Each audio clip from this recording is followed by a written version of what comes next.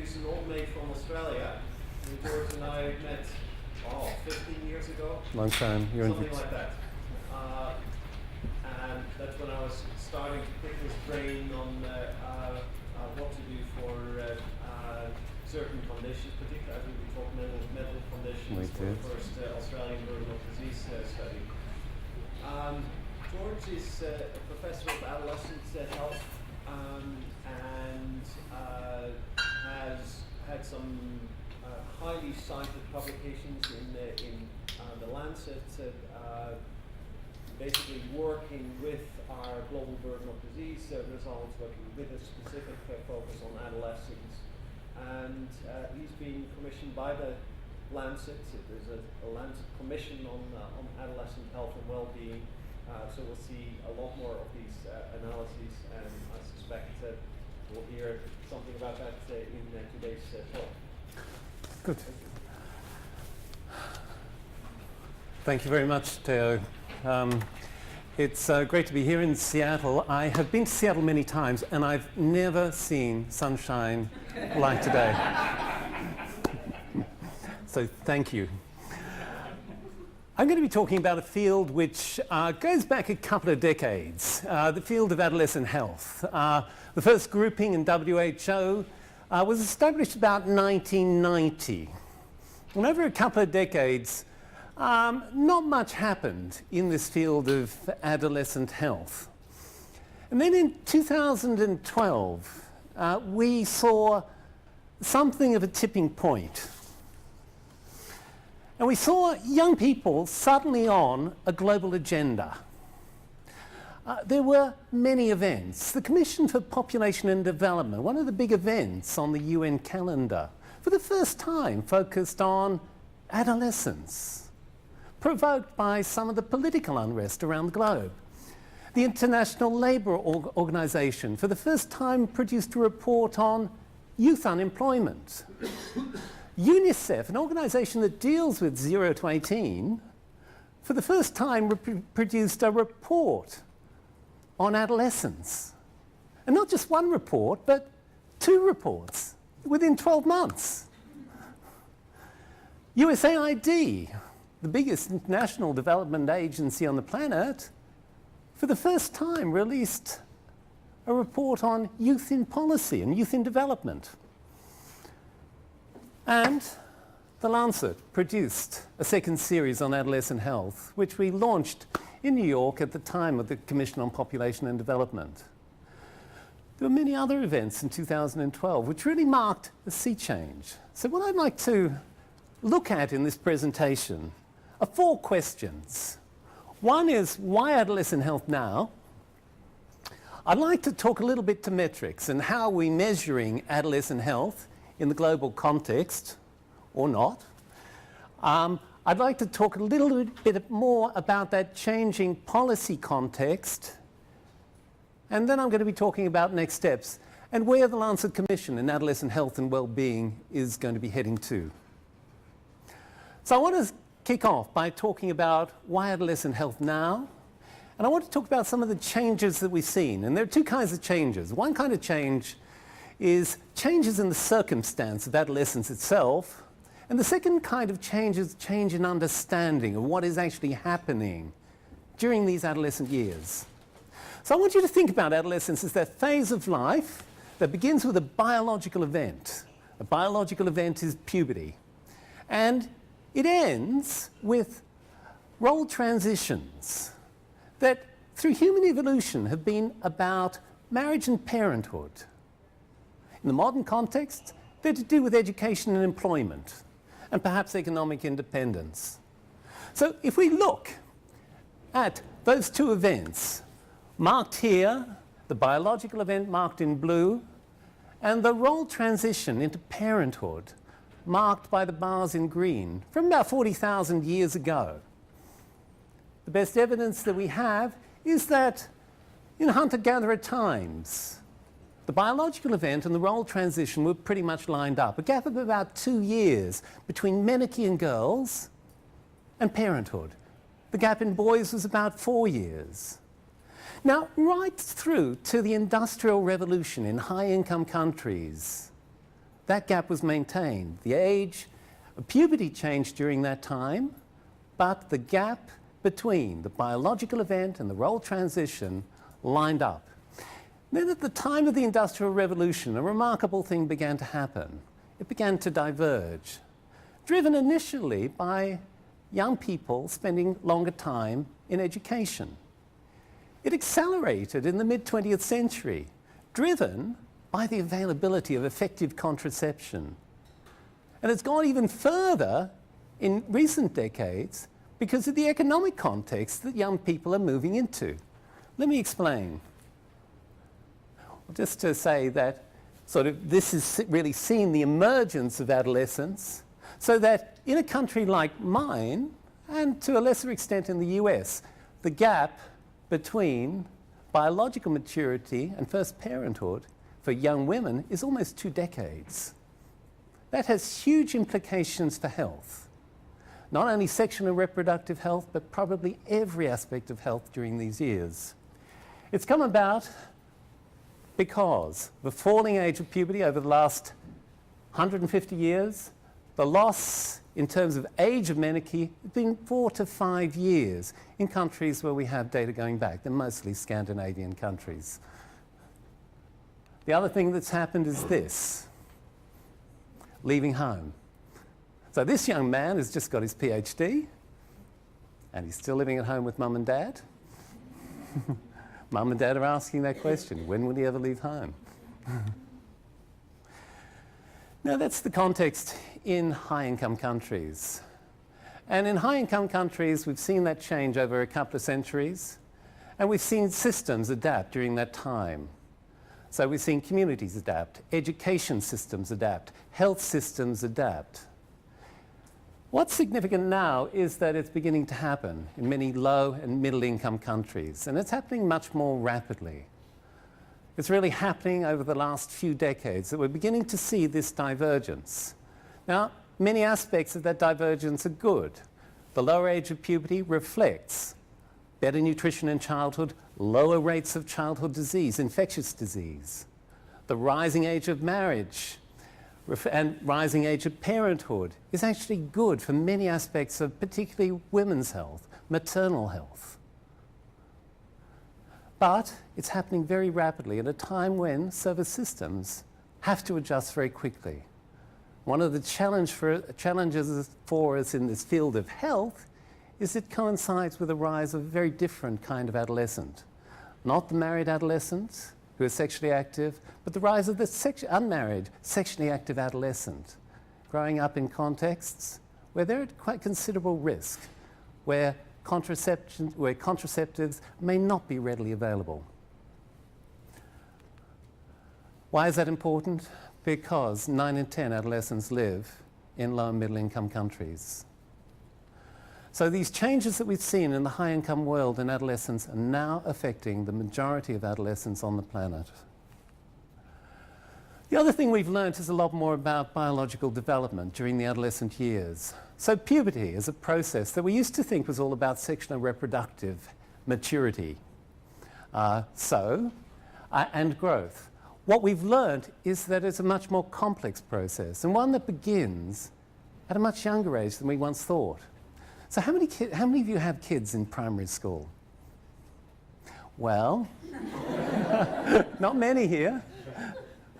Oh, you have too. That's good. So the pubertal process begins from about the age of 7. That's when the first event's beginning. That's the maturation of the hypothalamic pituitary adrenal axis, an event called adrenarche, which has been much neglected, but which is probably very important in terms of maturation of biological systems relevant to stress and probably relevant to metabolic health risks. The next event is gonadal maturation of the gonadal axis, and we used to think this was all about sexual maturity, but we now know that these gonadal hormones have profound effects on many aspects of brain function. The growth spurt also occurs earlier in girls than it does in boys, but we also see maturation of other systems, such as the oxytocin system during these years. Now, that's the system that underpins social affiliation. It underpins the links between a mother and a child, maternal bonding. It's probably biologically programmed and very adaptive in the evolutionary context. But it also has a profound effect on other relationships. So how many of you got adolescents? Can I ask you, what happened to relationships as your children passed through puberty?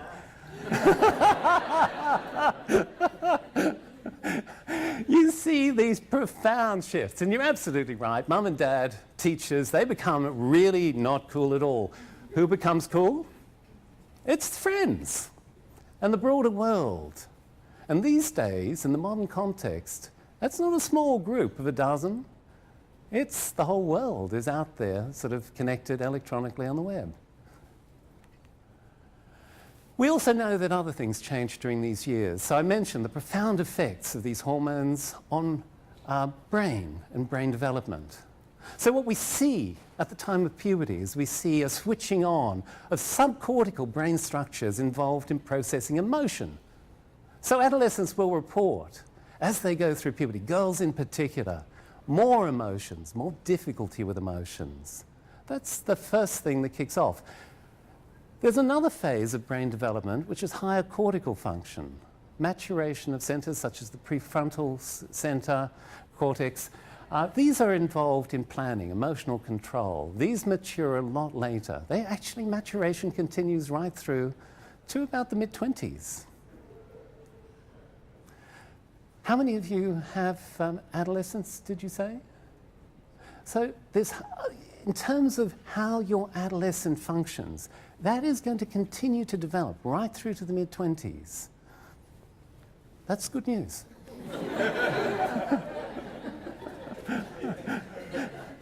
Now, adolescence opens up an incredible window of creativity. You know, in terms of many brain functionings, this is where you hit your peak. Certainly in terms of creativity. But it also opens up a window of risk for a whole range of problems related to emotion and emotional control. So problems such as deliberate self-harm, taking overdoses, cutting yourself. They tend to come and they tend to go, that kind of problem. But other problems stay around. Problems such as depression and anxiety that emerge during these years. Other problems such as substance abuse often get better, but not all get better.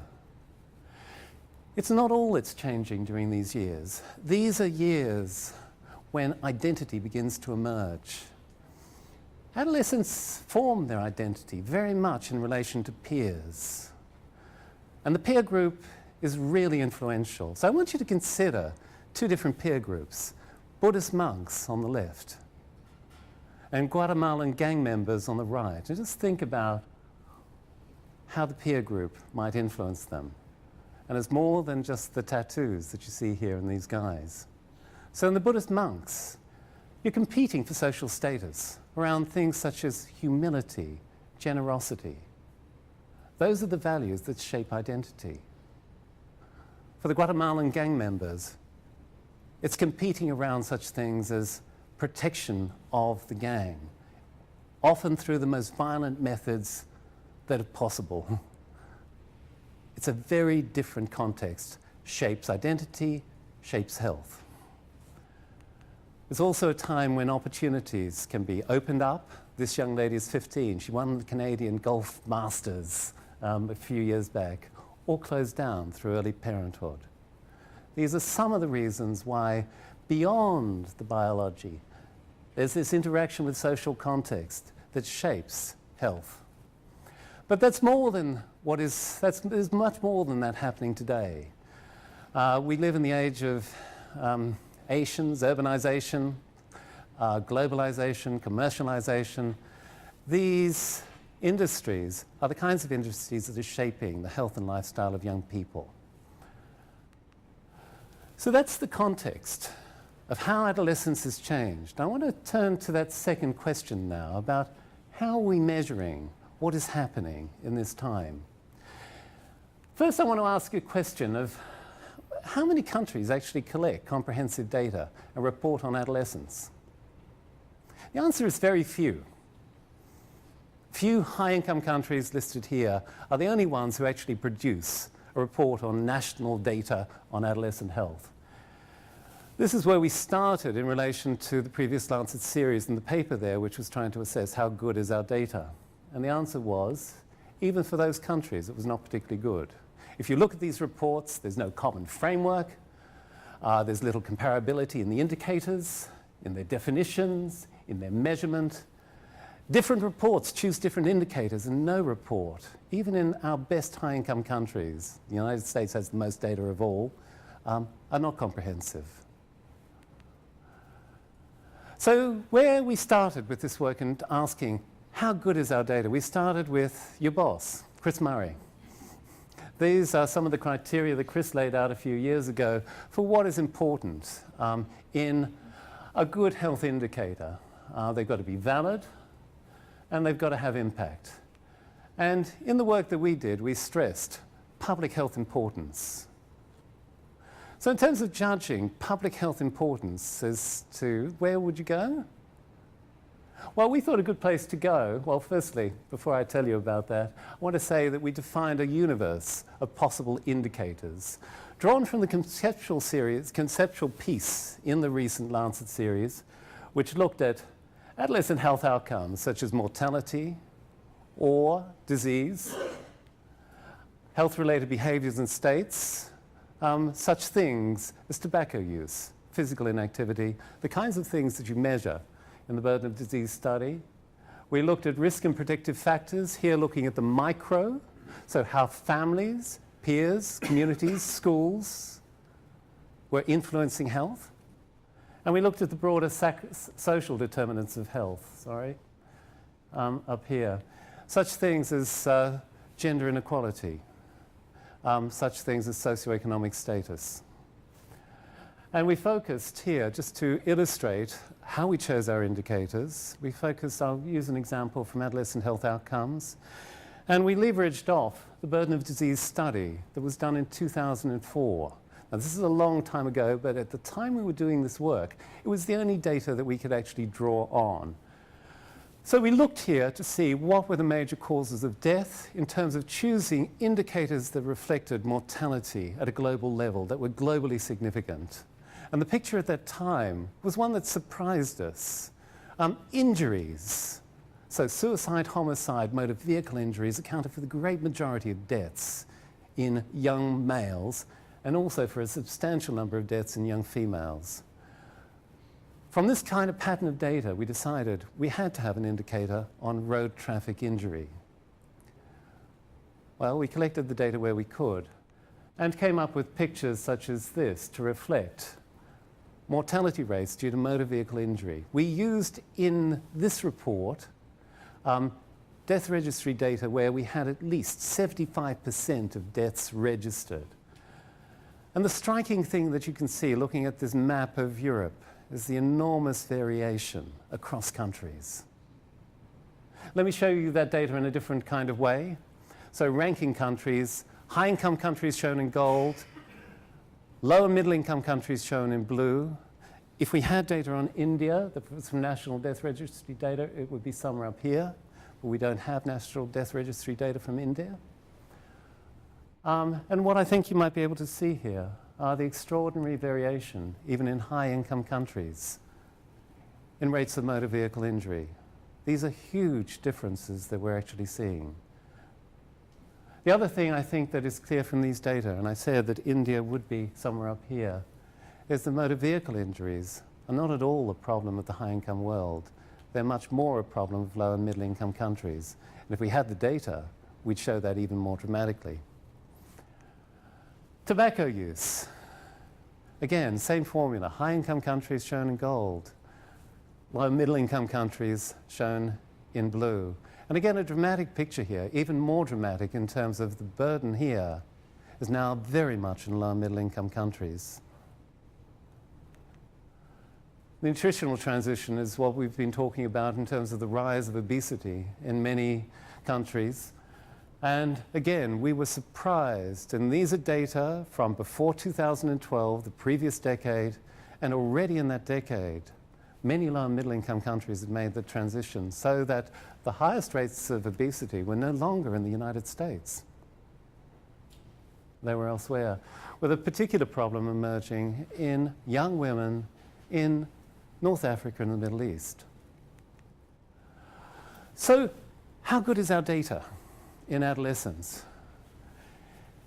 Using the 25 indicators for this piece of work that covered those areas that you saw in the tooth, from social determinants down to hard outcomes such as mortality. Our picture looks something like this in terms of global coverage. We have some areas where we seem to be doing somewhat better. So in areas of high HIV burden, sub-Saharan Africa, we reach over 50% coverage of that region. For maternal mortality, if we include things such as the sisterhood data, effectively from verbal autopsy and DHS, we get to over 50% global coverage. In other areas, we're doing much less well. Using the best possible indicator, the most optimistic view of coverage around substance use and mental health. These are major problems of the adolescent years. We're well below 50% global coverage of any comparable indicator. In some areas, we appear to be doing really well. Education measure. Until you actually begin to look at what the measure is, and it's a measure of the country's report of how many kids they figure they could have in secondary schools. That's the best indicator we have. It's not telling you how many kids are actually in school.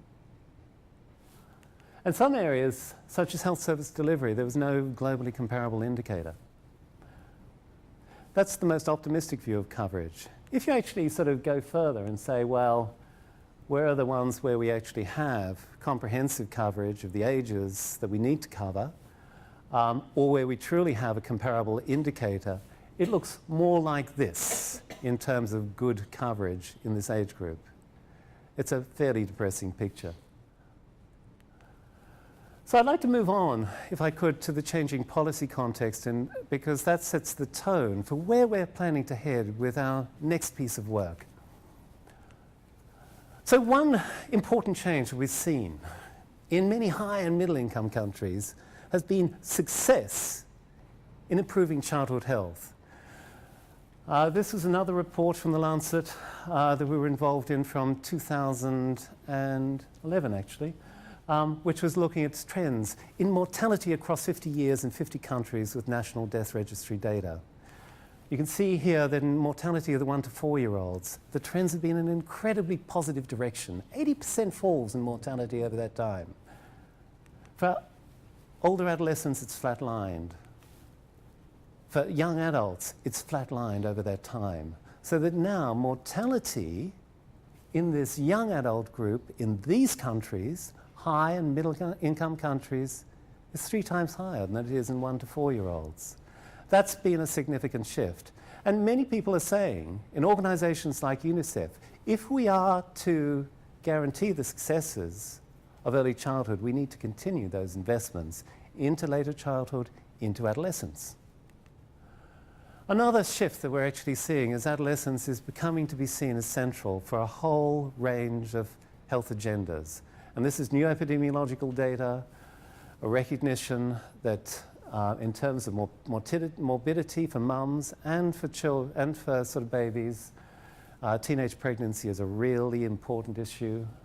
For mental health, 75% of mental health problems begin before the age of 24.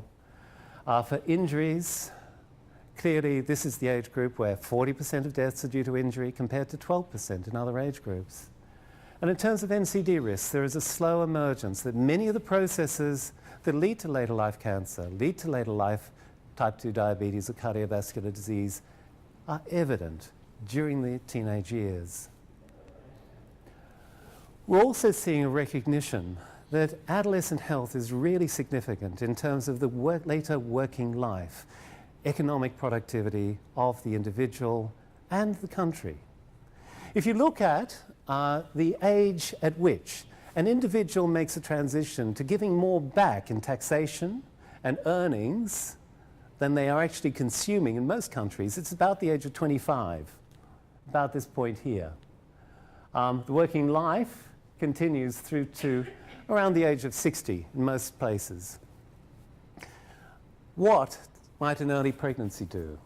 What might an early mental disorder do to rates of consumption, to productivity, an early injury in terms of disability continuing on?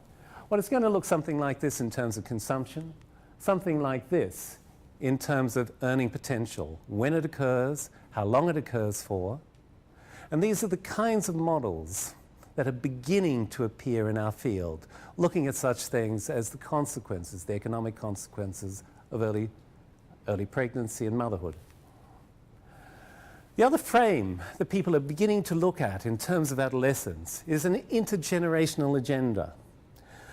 So if you look at development in the first weeks of life, major organ systems develop in the first 10 weeks, 8 to 10 weeks. Major epigenetic changes that program an individual physiologically for later life. The major changes happen in these early weeks after conception. Do you know where in a high-income country first antenatal visits occur? It's at about this point here, after many of those events have already occurred. The opportunity and the window for intervention is already too late. That's one reason why people are beginning to focus on preconception. Preconception in most parts of the world means adolescence. Focus has been on preconception nutrition primarily, but other aspects of health also look as if they're important. So if we look at maternal health, maternal postnatal depression is one of the most profound influences in terms of the emotional well-being of a child, in terms of the physical health of a child as well. Looking at data such as this from our own studies, we find that the history of previous mental health problems, so persistent mental health problems, the rates of perinatal depression increase in an almost linear way according to the severity of previous problems. So that contrary to what is in the literature, where the belief is that perinatal depression is something that occurs in women without a previous history, 85% of women in our samples have a previous adolescent or young adult history of depression. So next steps and where we are going with the Adolescent Commission on the Commission on Adolescent Health and Wellbeing. We announced in February this year, the Commission, sort of in a piece in The Lancet. So the idea of a commission here is that we're dealing with a complex problem where the answers don't lie entirely within health. So this commission brings together universities from North America, Columbia University, universities from the UK, UCL, London School of Hygiene and Tropical Medicine, together with the University of Melbourne. We're bringing together a whole range of disciplines in this work. So we're bringing together economists, social scientists, neuroscientists, developmental psychologists, together with those from health to address this question of adolescent health and its determinants and how we might respond. There's a metrics agenda here. I've said, and I hope I've communicated, that adolescence has changed profoundly. The context in which adolescents and young people are growing up is profoundly different to what it has been, with enormous consequences for their health today, but also in the future. Our metric systems have not kept up. What we're needing moving forward is global coverage at national levels. Therefore, we are delighted to be working with IHME around a paper later this year, looking at the 2013 data for adolescents, where we have an opportunity for the first time to look at burden of disease in adolescents at a national level. Our data collection systems, I've talked about the gaps, but currently we have challenges around measuring certain things. For example, mental health in adolescents. Arguably the most important problem of adolescents, we don't actually have an indicator. If we don't actually have a good indicator, we don't have good measures. There are problems around harmonization of our surveys. So our school surveys don't talk to each other. Our school surveys don't talk to our household surveys. We don't have any standardization in those surveys about how we're measuring things and what we're actually meant to be measuring. So where we're moving to is a very different place in terms of how we're looking at indicators, because we think that indicators remain central to what we're going to be doing. I told you that earlier we looked at public health importance as the prime factor guiding our choice of indicators in the first iteration. This time, we think we need to be looking at relevance to major policies and policymakers, relevance to other stakeholders, including young people themselves, what they believe is important in terms of their health. And we clearly need to be choosing indicators where we can do something about them, where we actually have health actions that we can implement at something like a scalable level. So, in terms of what we're going to be choosing for sort of indicators here, the list is going to be a short list, and we're going to be looking at this list of headline indicators to underpin national report cards for adolescent health. We're going to be looking to burden of disease as one criterion that we're going to be looking at for choosing an indicator. We're going to be looking at these other facets of the economic importance of a particular health problem or health risk. We're going to be looking at global policy relevance and the extent to which we have actions to change that indicator. And we're actually going to be surveying young people, particularly those in advocacy, about what they view as important for the health of today's young people. We're going to be tying that in with what we can do in terms of scalable actions for health. I said to you earlier that we have no globally comparable measure of health service delivery in adolescence. Do you know why? Well, we don't know what we should be doing in health service delivery for adolescents. So the indicator bit needs to tie in to the work that we're actually doing on what a core package might look like for adolescent health. So we're going to be populating something of this kind in terms of the evidence base, practitioner wisdom where we don't have an evidence base. We're going to be looking at global policy relevance, non-health sector actions, health sector actions, and also the extent to which young people are engaged in those actions. I want to finish at this point by just simply saying this is an incredibly exciting time for this field. We're seeing evidence of being able to act in ways that we've never seen. So these young women are from the Zomba district of Malawi, where there was a very successful trial of conditional cash transfers to keep these young women in school. $10 US a month was the cash incentive. Not only kept kids in schools, got them back into schools, they changed their profile of sexual activity, sexual health risks, the age at which they were marrying, and even their risk of getting HIV. We're seeing other actions that are really exciting. So these young girls from Kenya have just received the HPV vaccine. And they're really quite pleased about it.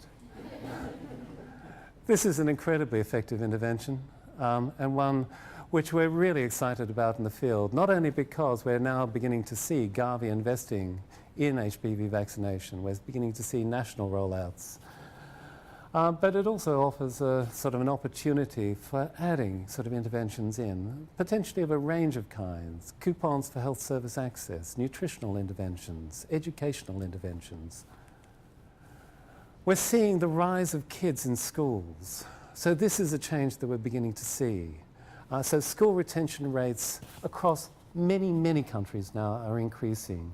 This is a platform that we have, not only for collecting data, but for intervening around health that we haven't had.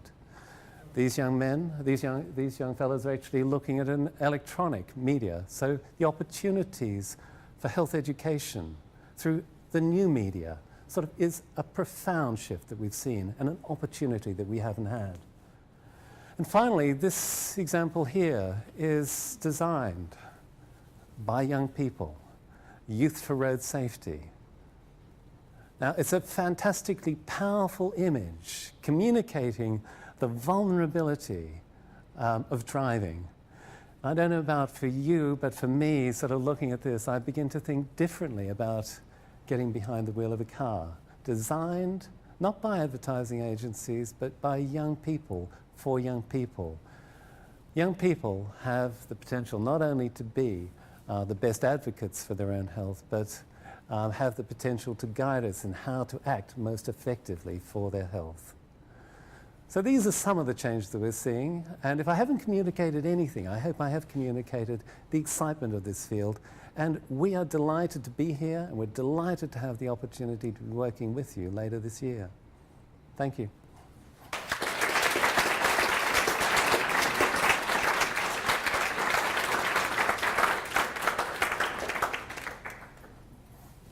Any comments, questions?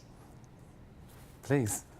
You mentioned a few ways that one can measure adolescence, say from a set age from 13 to 17, or from menarche to parenthood, or menarche to age 25 and greater. Yeah. What is the most relevant definition, and does that definition of adolescence change as you're looking at different outcomes? Look, that's a great question. Look, there is no answer as to, and there is no agreement. So there are chronological definitions. So there's a definition of adolescence as 10 to 19. There's a definition of youth as 10 to 24. You can see that both of those are problematic in that the 10 to 19 doesn't actually capture some of those role transitions, nor does it capture brain development. You can see the definition of youth from 15 to 24 doesn't capture puberty. So people have turned to this definition of young people, 10 to 24. But really, none of the chronological definitions quite work on a global level, because in different places, the shape of adolescence is really quite different. I think that definition of a biological event beginning adolescence and the role transitions defining the endpoint is one that gives considerable flexibility, and that's one reason why I like it. But you're absolutely right. We could be looking at brain development as actually marking this phase of development. It's certainly one reason why we begin to look again at things such as health service provision.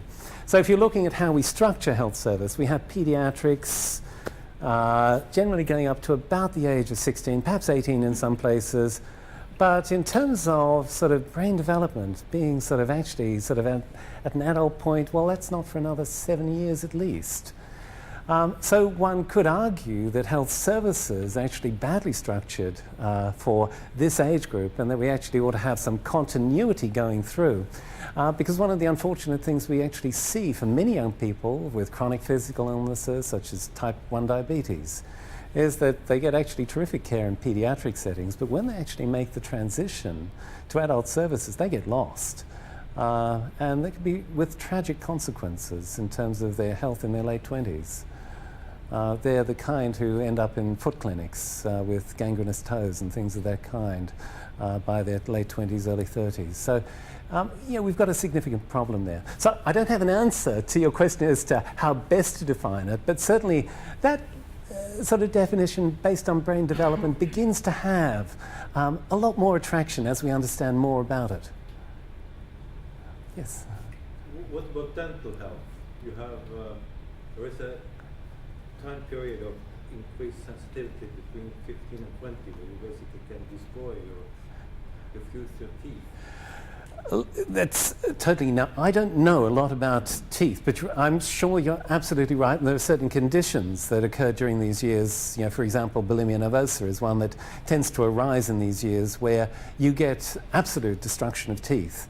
But I assume you're referring to some of the dietary effects.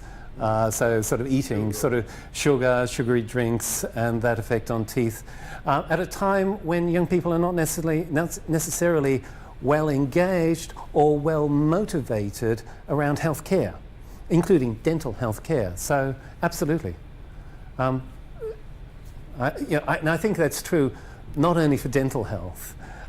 If we begin to look at a whole other range of health risks. So if we look at physical activity, kids actually are fairly physically active until about the age of 10, 11. And what we see during the adolescent years is we see this transition, we see this plummeting of physical activity till you reach a low plateau by the time you're in your 20s. It's more dramatic for girls than it is for boys, but again, this has enormous implications for future cardiovascular, metabolic health. So we do see things a whole range of risk processes changed during these years. Tobacco, I don't need to tell you about. But if we look at cardiovascular risks and we look at the early signs of arterial stiffening, carotid intimal media thickness, the early signs of cardiovascular disease, they are there in 16 and 17-year-olds at a very early stage. We haven't recognized that enough in thinking about NCD risk. I don't know where to go first. It's instantaneous. An easy answer. I was wondering what countries the study is going to take place in. Well, what we're actually wanting to do is we're wanting to look globally in terms of choice of indicators. We think there are some indicators that are probably globally relevant, but we actually want to look at the GBD 2013 data to tell us what is actually important in terms of burden of disease in this age group, as well as health risks that emerge during these years. So tobacco is an example of something we think is probably globally relevant. Mortality, we think, is globally relevant. We're going to want to, other things I think are obviously regionally relevant. HIV seroprevalence, for example, is an indicator that we think is a really important globally, but actually sort of it's only in certain regions where there's a high sort of prevalence rate in young people. There are going to be other indicators of that kind. So micronutrient deficiency we think is something that is actually going to be sort of really important in some regions, but not in others. And that's where the GBD data is actually crucial for us in identifying need and in identifying where the gaps are currently in our data collection systems. Does that make sense? Yeah, good. All right, I'm new, so in case my question sounds stupid. Those are the questions I hate. So I know the United States is, I'm in school here. The United States is considered a wealthier country, one of the wealthiest countries in the world. Yeah. So we're the top in terms of money. Yeah. However, is it impractical to want to push for incentive type like programs in the African American community in America? Understanding that we're talking about rural health, I get that, you know, we're talking, there are people doing much worse. But as an African American, I guess I feel like even among my peers, you know, who are younger than me and who are going forward, we're being taught to become world citizens. And it's as if once again we're being forgotten. You know, and I don't think I'm personalizing this when I say this. I think I've actually over the past week, due to other scenarios, spoken with people that I have, you know, respect for, mentors or whatever I want to call it. And so I just, like in class recently, we were talking about, you know, the difference between mortality, infant mortality in the African American community versus, you know, in this country versus, you know, the other communities. So yeah, it's I guess much higher. my question is that, are we too rich to be worried about African Americans here? Should we be really focused on, and like I said, I don't know if I'm asking the question the right way, but hopefully you understand what I'm trying to Yeah. Look, inequality is hugely important. And if you actually think about where sort of inequalities begin to really emerge, we actually think that this is the age group where it's beginning to happen. Health problems during these years are going to have profound effects on all those other things that are really important for your future economic prosperity as an individual. So whether you complete education, huge determinant, not only of your later life health, but also of, you know, how well you actually do in life, life's chances. Clearly sort of, you know, transitions out of home into employment, these are all happening during these years. The transition into marriage is happening at around this time. That's, again, crucially important in terms of your later life success. So inequalities, these are the years when they begin to emerge. And if you have, for example, a mental disorder during these years, all of those things are going to be a bigger challenge for you. The other thing I think I can say is that, you know, as countries develop into sort of a higher income status, what becomes a lot more apparent, it's apparent in low income settings, but these inequalities become very clear. And they can be structured along different ways. They can be structured along ethnic backgrounds and race. They can be structured around socioeconomic status. They can be structured along gender. They can be structured in a whole range of ways. So for us in this commission, sort of actually trying to get a handle on the inequalities that are emerging in these years and how best to respond to those young people who are socially marginalized for whatever reason, those people are the ones who we actually need to be getting services to. Now, I don't know any trials of conditional transfers sort of in high-income settings. I see no reason why a strategy of this kind that has been so effective in so many settings, not only promote... You've got some? We ran a study in New York and Washington, D.C., and part of the intervention was to give gift cards to people who had been tested HIV positive. Right, okay. This was in the Bronx. And, Yeah. So lower income parts of New York. And they'd get a gift card if they actually went in for care and Yeah. started to receive treatment for their HIV. Yeah, okay. Around sort of healthcare sort of access and promoting it. Yeah, there are a number of examples of that. I know of in low-income settings. I didn't know about that one. But I see no reason why it wouldn't actually work. So I think it would be the kind of strategy that would be worthwhile trialling. And I guess it would be a question as to what would the sort of endpoint be? Would it be promoting education as perhaps the best intervention for health? Or would it be promoting healthcare access? That would be an alternative. So I think it's... yeah. Well, even when I complain about my kids, I think I'm in the best possible scenario. They both go to school, we have no teenage pregnancies at home, they are healthy. When you compare them to other kids in some developing countries that by the age of 13 the girl is pregnant, drop from school with absolutely no life project at all. Yeah. So I start guessing with it. Starting the interventions in the adolescents may not be already late. So it may not be... Start already late. Yeah, yeah. The girl is pregnant by 13. Yeah, The yeah, damage yeah. is already done. Very difficult. So I don't know if you have had any experiences like involving different actors, how you get governments involved in interventions with adolescents to improve reproductive health, some successful experiences, way to move on with this problem, because we would never be able to solve these, all the maternal conditions with these problems of teenage pregnancy.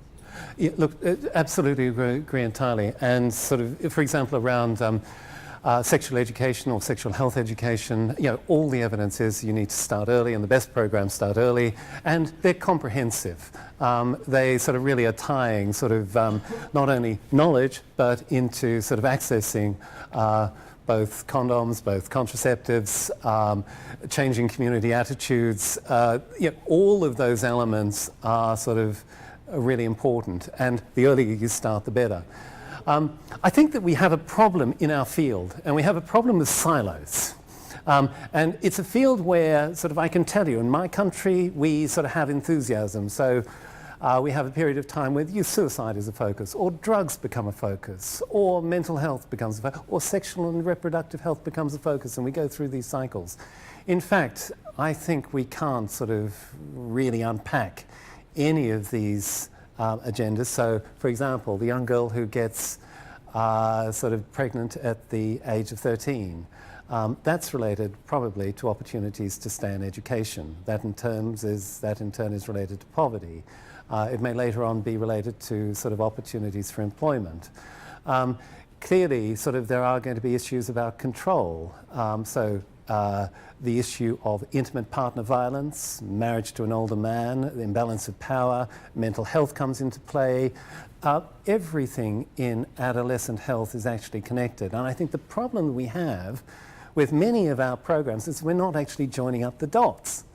And that's where we need to move forward. So I think in terms of a minimum package of health actions, healthcare package, what does universal health care look like? It's certainly much more than simply providing contraception. It's tying those dots together in some way according to the need of that community, that country, that district.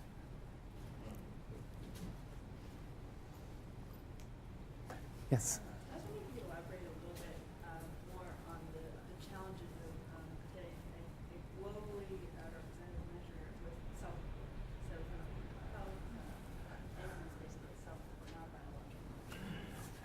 How long have you got?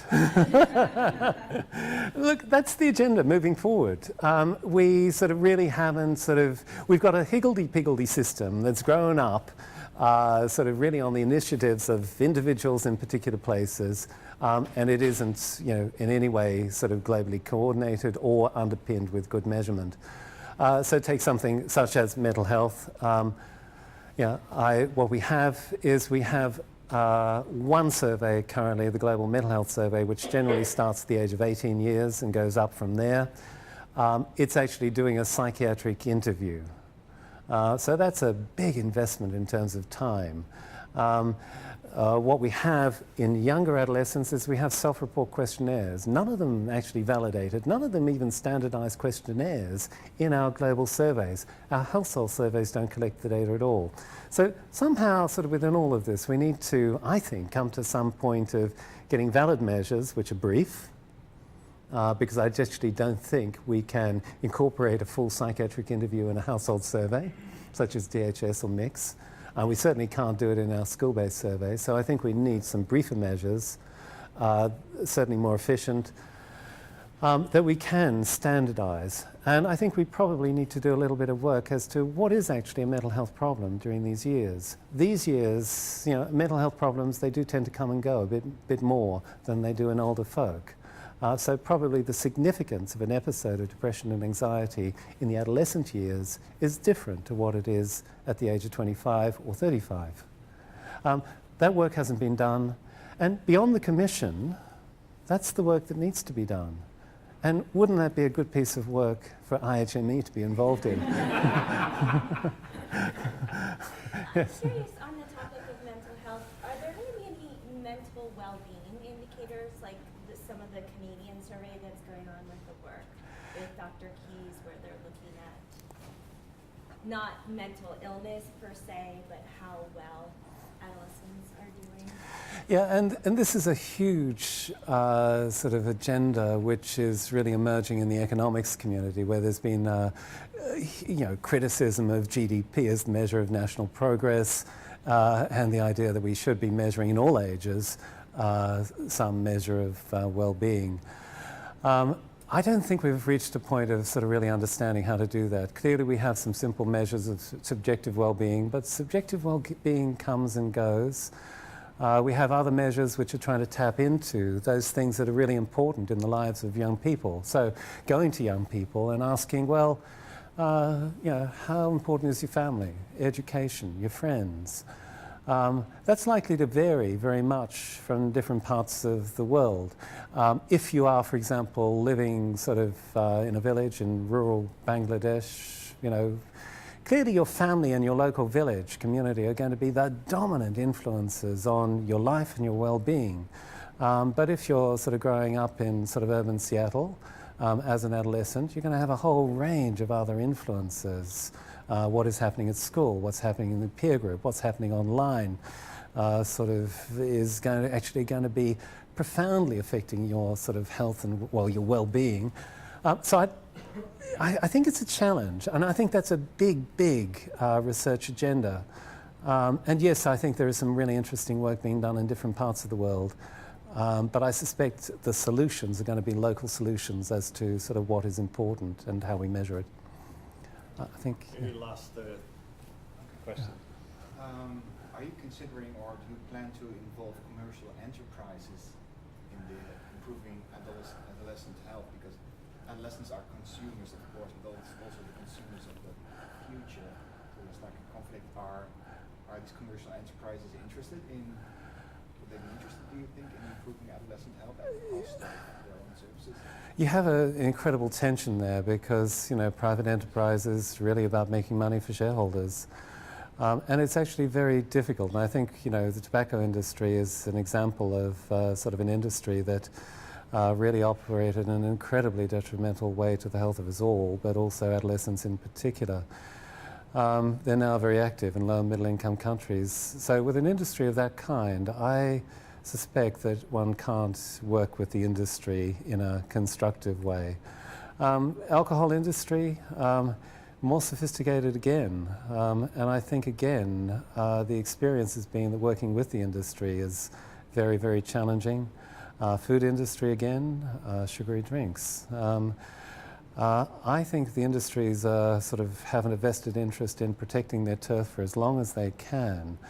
So regulation of these industries, I think, is really important. The challenge we have is these are global industries, and our legal frameworks are national frameworks. So how we actually do that is really important. But I think that's another one of those challenges ahead for the years to come. And working with the industry, I don't know, have you got any examples of it being successful? No. Yeah, but young people, if you look at it, you know, they are the targets, not only of those industries that I've talked about, the illicit drug industry, the fashion industry, the media, you know, generally, it's, you know, they are the consumers of tomorrow. Advertisers know that, industries know that, and that's why they're so in focus. And they are the early adopters, and that's why they are, in a sense, most vulnerable.